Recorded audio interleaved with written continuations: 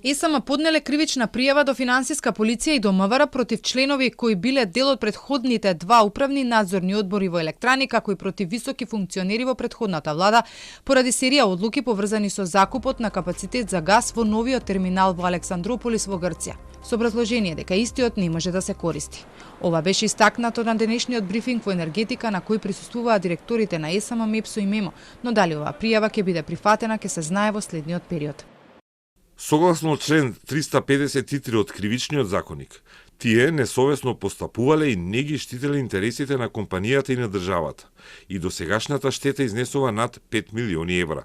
Како што беше посочено на брифингот, штетата се однесува за закуп на прекуграничен капацитет и закуп во ЛНГ терминалот. Според информации на Телма, во пријавата е и поранешниот вице-премиер за економски прашања Фатмир Битики. Тој за Телма вели дека не е запознен со ова, но и дека целата документација за потпишувањето на овој договор е во влада и во ЕСМ и секој може да ја провери. Предходно од ЕСМ соопштија дека тие како компанија месечно за овој закуп на капацитет за газ кој не можел да се употребува плаќа над 250.000 евра. Од претходната влада, која го потпиша договорот за Александрополис, тогаш објаснуваа дека во иднина ќе овозможи снабдување со газ од повеќе извори. Во овој проект вклучени беа и Србија и Бугарија. Во меѓувреме, ЕСМ ќе се задолжи со нови 30 милиони евра од домашна банка, но од која директорот Узунчев не сакаше да открие со образложение дека се пред потпишување на договор. Најверојатно тоа ќе се случи идниот понеделник. Каматата се очекува да се движи до 3,5%, а парите се потребни за покривање на доспеани обврски.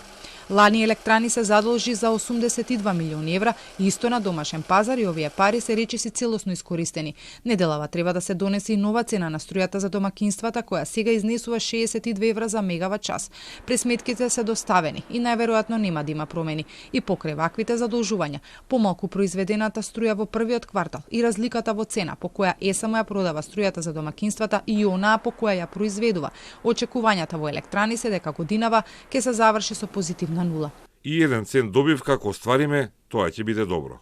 ЕСМ извесен период се бори со ликвидноста. Според последниот извештај, загубите на компанијата надминуваат 120 милиони евра.